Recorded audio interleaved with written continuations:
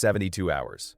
That number appears in the government's own continuity planning documents, the ones that survived years of FOIA battles, the ones that took journalists, researchers, and a handful of stubborn congressmen decades to pry loose from the apparatus that produced them. 72 hours is the window their own planners identified as the threshold, after which civilian infrastructure collapse becomes functionally irreversible without outside intervention.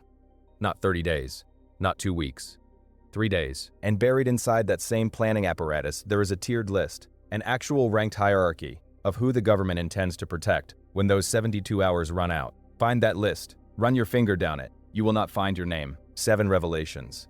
Pulled from the actual declassified documents, the partially released directives, the congressional testimonies, and the FOIA-obtained materials that took decades to surface, each one worse than the last.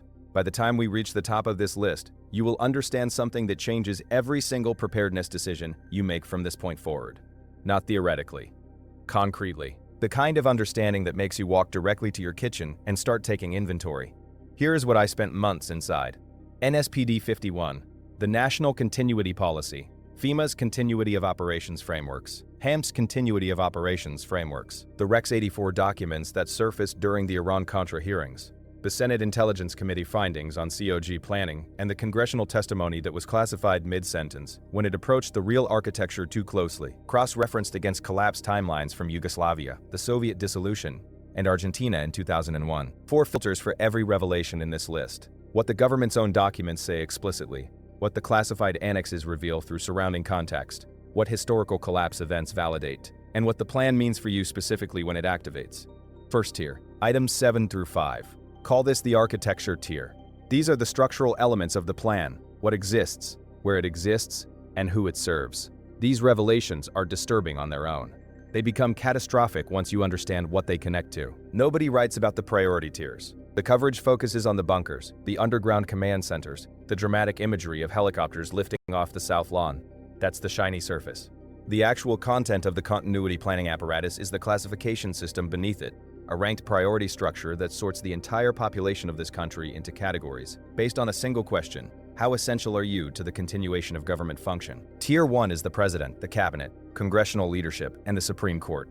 That's a few hundred people. Tier 2 covers essential agency heads and deputies, critical infrastructure operators, and a rotating set of emergency successors that goes 10 levels deep in some departments, because the entire point of continuity planning is ensuring that if Washington takes a direct strike and everyone in Tier 1 dies in the first hour, a functioning chain of command still exists. Tier 3 is the general population. That is you, and everyone you know, and the 329,900 and some odd people around you. Look at that gap. Really look at it. Tier 2, Tier 3 isn't a step. The planning documents obtained through FOIA and detailed in Garrett Graff's research on the COG apparatus reveal that the entire system was designed around one mission: preserving the chain of command. Not the country, not the population. The chain of command. Those are profoundly different things. One of them keeps institutions alive. The other one keeps people alive. The architects of this system were not confused about which mission they were executing. They were explicit about it. Admirably, horrifyingly explicit. Pull up a map of the United States right now. Find your city. Ask yourself honestly, when the facilities activate, when the helicopter lifts off, when the convoys move toward the mountains, what role does your city play in that operation? Your city is not a protected asset. It's a logistical variable in their survival math. A data point in the acceptable degradation calculations. The sooner that lands, the sooner your own planning reflects reality instead of assumption. The catch is worth naming directly. The hierarchy of the saved is not evidence of malice, is a different document than a disaster relief plan. A corporation's business continuity plan does not include feeding the local community either. The problem is not that the plan exists. The problem is that most people assume it covers them. It doesn't. Understanding that accurately is the prerequisite for everything that follows. Now we move to Revelation 6, and here is where the numbers become personal. Here is a sentence that will reframe every food storage conversation you have ever had. The government's own planners, working from internal supply chain models and infrastructure interdependency studies, identified 72 hours as the threshold after which civilian infrastructure collapse becomes reversible only with sustained external intervention. 72 hours. And the operational plan built around that finding has no serious civilian restoration mechanism inside that window. Read that again. The plan built around the 72-hour window does not address what happens to civilians inside the 72-hour window. It addresses what happens to the government, because it is worth doing precisely. The average American metropolitan area carries 3 to 5 days of food supply across its retail and distribution infrastructure combined. That number is generous. It assumes trucks keep moving, power stays on, and people do not panic buy. Remove any one of those assumptions and the number drops by a factor. Remove all three simultaneously, which is exactly what a grid-down scenario produces, and the functional food window inside a major metro collapses to somewhere between 24 and 48 hours before shelves empty and distribution fractures completely. The distribution network is not a stockpile. It's a flow. Cut the flow, and the stockpile was never there. The government's continuity plans assume a stabilization timeline measured in weeks. The FEMA planning frameworks reference 30-day recovery horizons for critical infrastructure restoration.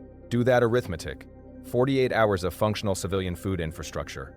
30-day recovery horizon. That is a 28-day gap where their plan has no serious answer. And they know this. It is visible in the documents. Some of the congressional testimony that survived declassification used a phrase for this gap: acceptable degradation period. 3 words: acceptable degradation. That phrase is doing a lot of work for a lot of people, and none of them are in the tier you are in. Monday action, and this one is immediate.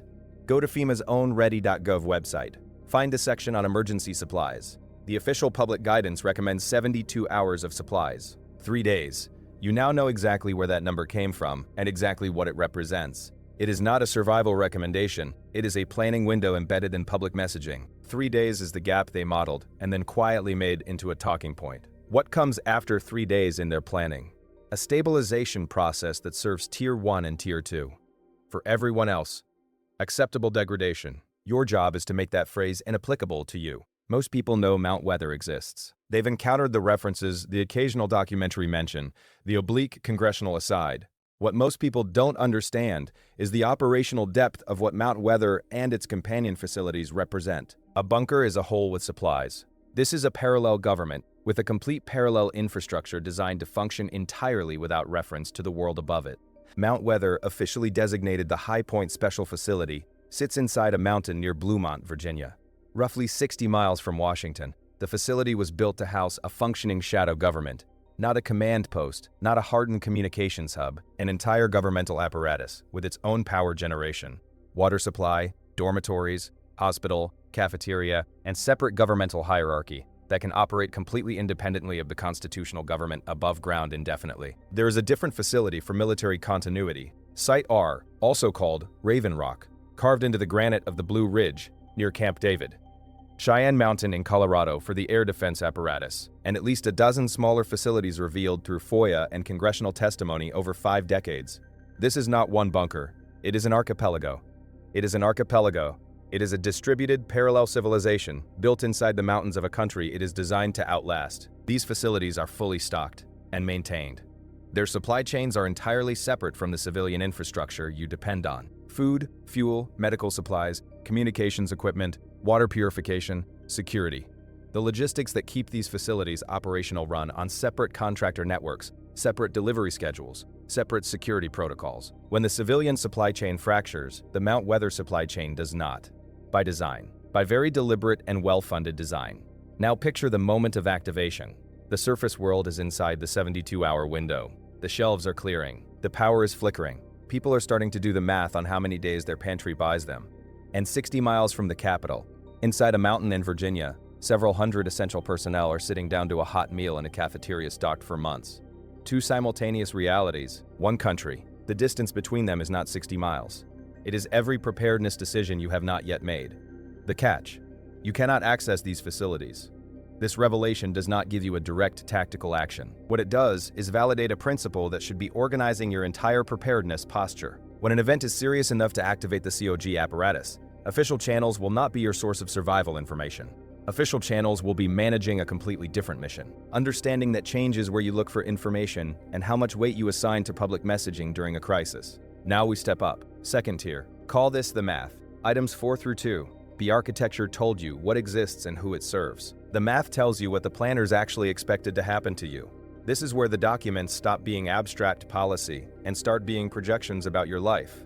In May of 2007, President Bush signed National Security Presidential Directive 51, NSPD 51. The public portion of the document established the national continuity policy and laid out the framework for how the government would maintain essential functions during a catastrophic emergency, as any incident that results in extraordinary levels of mass casualties, damage, or disruption severely affecting the population, infrastructure, environment, economy, or government functions of the United States.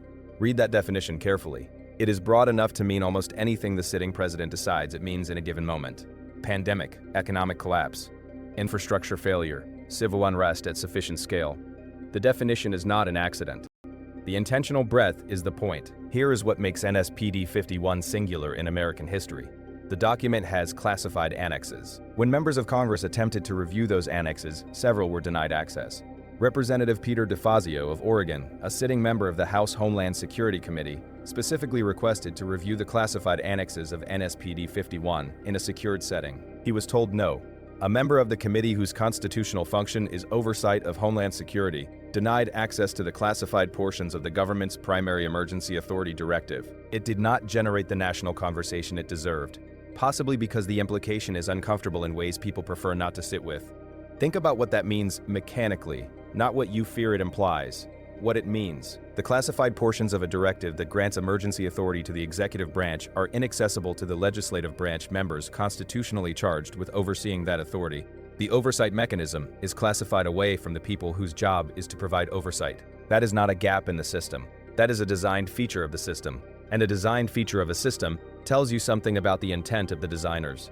The public portion of NSPD 51 contains one sentence that earns its own paragraph. The president alone determines when a catastrophic emergency exists, and therefore when the directive activates. There is no threshold, no trigger criteria requiring congressional notification before action, no independent verification mechanism. One person makes the determination, the directive activates, and a set of emergency authorities, whose complete scope is classified from the very people meant to check them, comes online. The president's judgment is the on switch. The off switch is less clearly documented. I am not telling you this to send you into speculation about what is in those classified annexes. I am telling you because it changes your threat model. The scenario that activates the COG apparatus is not necessarily the obvious dramatic, visible rupture you are mentally preparing for. The activation threshold is flexible, subjective, and opaque to the public, and the actions available once the threshold is crossed are partially unknown to the people constitutionally positioned to know them. That is worth factoring into your planning. Pull up FEMA's publicly available National Essential Functions document. It has been partially declassified and it is accessible. 8 functions are designated as the absolute core of what must continue during any catastrophic event.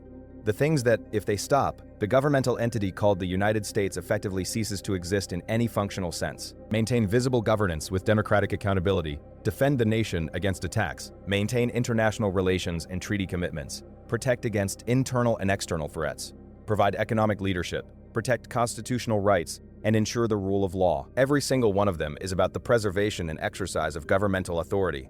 Read the list again. Actually read it, all 8 functions. Not one explicitly names feeding the civilian population, not water access, not civilian medical care. The national essential functions of the United States government, as designated in the official continuity planning framework, do not include keeping civilians alive as a core essential function. Now, defenders of this framework will correctly point out that several of those functions implicitly require a living population to govern. A government without citizens is a philosophical exercise, not a government, and FEMA's parallel disaster relief mission addresses civilian welfare through a separate framework. That is all technically accurate. But what you have just learned is something about priority sequencing. When resources are constrained, when choices must be made about where the emergency apparatus focuses first, the official designation of what is essential tells you where the mission lives. And you are not inside the mission. You are downstream of it. The Yugoslav collapse makes this concrete in ways that are difficult to dismiss. The Bosnian government maintained formal governmental continuity throughout the siege of Sarajevo. They held elections. They maintained international recognition. They exercised governance. Meanwhile, civilians inside Sarajevo were cutting down park trees for winter fuel and trading cigarettes for cooking oil. 2 simultaneous realities operating in the same city during the same crisis. Governmental continuity achieved. Civilian welfare, catastrophic. Both true at the same time. The government had a plan. The plan worked. For the government. Your government has a plan for its survival. You need a plan for yours. Those are different plans. The sooner you internalize that distinction, the sooner your preparations start actually mapping to the real threat structure instead of an assumption that both plans overlap. Let me pause this countdown for a moment because I can anticipate the objection forming in your head. This sounds like it's approaching conspiracy territory. Underground governments, classified annexes, black helicopter adjacent. I want to address that directly and then we are moving on, because the final two items on this list deserve your full attention. Every document referenced in this script is real. Mount Weather's existence was formally confirmed in congressional testimony in 1975 and has been publicly acknowledged by FEMA in multiple contexts since. NSPD 51 is available on the White House archive. The classified annex denial was reported by major outlets in 2007 when it happened. The National Essential Functions list is on FEMA's website right now. Today, if you want to check it before this video ends. Rex 84 was acknowledged by Oliver North during his Iran-Contra testimony. The supply chain interdependency studies are in the academic record, all of it. The documents are disturbing not because of what they imply. They are disturbing because of what they explicitly say. A government that planned for its own survival with extraordinary care and resources simultaneously built those plans around the assumption that civilian survival would be a secondary outcome of governmental preservation, not a primary mission. You can believe every word of this and still vote, pay taxes, and fly the flag without contradiction. None of this requires you to hate the government. It requires you to understand it accurately. An accurate understanding requires acknowledging that in the catastrophic emergency planning architecture, you were always the civilian population, not the protected asset. Now the final tier, 2 revelations. Call this tier the reckoning. The architecture told you what exists. The math told you what they expect to happen. The reckoning tells you what it means the morning after activation. In any serious collapse scenario, continuity planners have to make assumptions about civilian casualties, not because they are callous, because logistics require inputs. You cannot design supply chains, model recovery timelines, or scope emergency authorities without some model of what the population looks like on day 1, day 30, and day 90 of a catastrophic event. The numbers have to go somewhere. Here's what I found, buried in the available record, and it is not comfortable reading.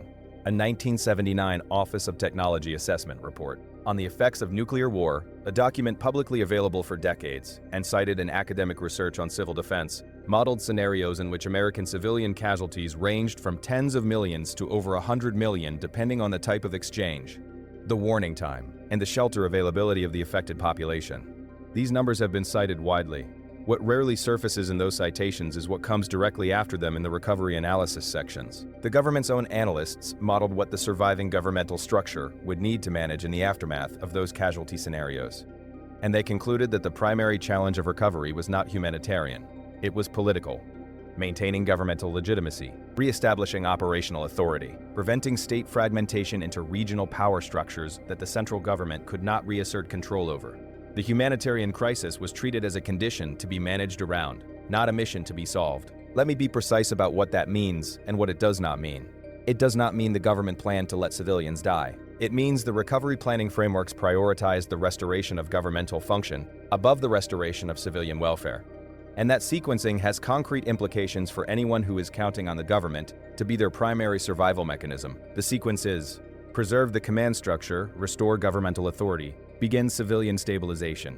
The civilian stabilization is third in a 3-step process where Step 1 and Step 2 may take weeks. The Argentine economic collapse of 2001 is the closest modern analog to a non-nuclear collapse event, and the lessons from it are remarkable in how precisely they map to this revelation. Froze civilian bank accounts to prevent capital flight, a policy called the Corralito, which is Spanish for little fence, and which is either admirably descriptive or darkly funny, depending on how much money you had in an Argentine bank in December of 2001. And the institutional response focused entirely on preventing complete state collapse and maintaining international financial relationships. The civilian population famously organized without instruction. Neighborhood barter networks, cooperative defense structures called neighborhood assemblies, informal mutual aid systems that emerged horizontally because the vertical institutions had committed their bandwidth to their own survival. The people who made it through the transition period with manageable trauma were the ones who had food stored, cash outside the banking system, community relationships dense enough to share resources without fear, and skills that had value in a barter economy. The people who waited for official rescue did not starve. Argentina is not that story, but they spent years recovering from losses that were not inevitable. The civilians who survived built their own plan in parallel, and some of them built it beforehand. Monday action, and this one is non-negotiable. This week, identify 2 neighbors you have not spoken to in 6 months, and have an actual conversation with them. Not a wave in the driveway, a conversation. Learn one skill each of them possesses that you do not. A nurse, a mechanic, a farmer, someone who cooks from scratch, someone who fixes engines, someone who grows food. The Argentine crisis survivors organized horizontally when vertical institutions failed. Horizontal organization requires that you know who is within a block of you before you need them. After you need them is too late and too expensive. Now, the summit. The revelation that took the longest to find and the longest to sit with once I found it. The COG apparatus has been partially activated before. Not in a nuclear exchange, not in an obvious civilizational rupture that interrupted your daily routine, in events that looked, from the outside, like ordinary crises being managed by an ordinary governmental response. 2001, within hours of the attacks, the COG plan activated in ways the public was not informed about for years. Senior government officials were transported to undisclosed locations. Vice President Cheney was moved to a secure undisclosed location where he operated from for an extended period. Congressional leadership was moved to hardened facilities. The parallel governmental structure was taken to readiness posture. Emergency authorities were engaged that the public did not learn about until years later, some of which remain partially classified. The public saw the president on television. The public saw the visible government continuing to function in the ways visible governments function. The parallel structure running underneath that visible layer remained invisible, deliberately, operationally invisible. What the 9/11 activation reveals is not that the attacks were secretly a full civilizational collapse scenario. What it reveals is that the activation threshold is substantially lower than most people assume it to be, and the activation itself is designed to be invisible from the civilian perspective. There is no public notification system that announces COG activation to the civilian population. The government's survival infrastructure begins operating in ways that are not visible to you, and the public-facing governmental apparatus continues to project normalcy for as long as that is operationally useful. Sit with that implication. Really sit with it. If the activation threshold is lower than you think, and the 9/11 precedent suggests it is significantly lower, and the activation is designed to be invisible, and the post-9/11 record confirms it was, then the window between everything appears normal and the plan is already in motion is much narrower than your preparedness timeline assumes. Most people conceptualize emergency preparation as a response to visible signals. A crisis announcement, a supply disruption that makes the news, observable social breakdown. Those are late signals. By the time those signals are clear enough to act on, the COG apparatus may have been running for hours or days, have already conceded the preparation window. Here's what the partially declassified post-9/11 continuity review material confirms. Government analysts modeled what they called continuity degradation scenarios, situations in which the public-facing governmental infrastructure could no longer maintain visible normalcy. In those scenarios, the operational assumption was that the civilian population would have a reaction window of hours, not days, before supply chains began destabilizing at scale. Hours before the reaction window closed and the stabilization process entered its own logic, disconnected from civilian timeline needs. Here is the number that matters. The COG planning apparatus has hundreds of people designated, trained, and positioned. It has facilities stocked for months. It has communication infrastructure hardened against the conditions that destroy civilian communication. It has supply chains that operate independently of the ones you depend on. It has authority structures pre-positioned and legally grounded. The government prepared for its own survival with a specificity and resource commitment that is honestly impressive. It is good planning, thorough planning, serious planning executed by serious people who understood the stakes. You need that same quality of planning for yourself, not as a supplement to their plan, not as a backup in case their plan has gaps, as an entirely separate plan built on the accurate premise that their plan and your survival will not intersect in any meaningful way during the period that matters most. Here's what this summit demands in concrete terms. Your preparedness timeline cannot begin with visible signals, because visible signals are already late. The preparation has to already be complete before any signal appears. Food storage now, not when the shelves start looking thin. Water independence now, not when municipal pressure drops. Communication infrastructure now, not when cell towers go dark. Community relationships now, not when you need to call in favors from strangers who are also calling in favors from strangers. Medical capability now, energy independence now. Financial resilience, real financial resilience. Cash outside the digital system. Assets that hold value when the value of digital assets becomes a philosophical question. Now, the Yugoslav survivors who made it through the Sarajevo siege without catastrophic personal loss were not the ones who responded to the crisis. They were the ones who had already done the work before the crisis gave them a clear signal to start. Fermented food in the cellar before the truck stopped. Community relationships deep enough to share resources without the transaction becoming dangerous before those relationships were tested. Water sourcing that did not depend on municipal pressure before the municipal pressure disappeared.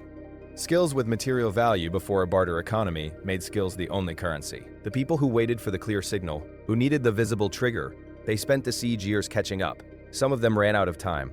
The government's collapse plan is meticulous, well-resourced, and designed to work. It was designed to work for several hundred people inside a mountain in Virginia, and for several thousand more across a distributed archipelago of hardened facilities in the mountains and granite of this country. For the 330 million people on the surface, the plan also has a designation. It is called the civilian population, and the civilian population's survival is not an essential function. 7 revelations. 1 conclusion. The plan exists. It is thorough. It works for them. Now build yours.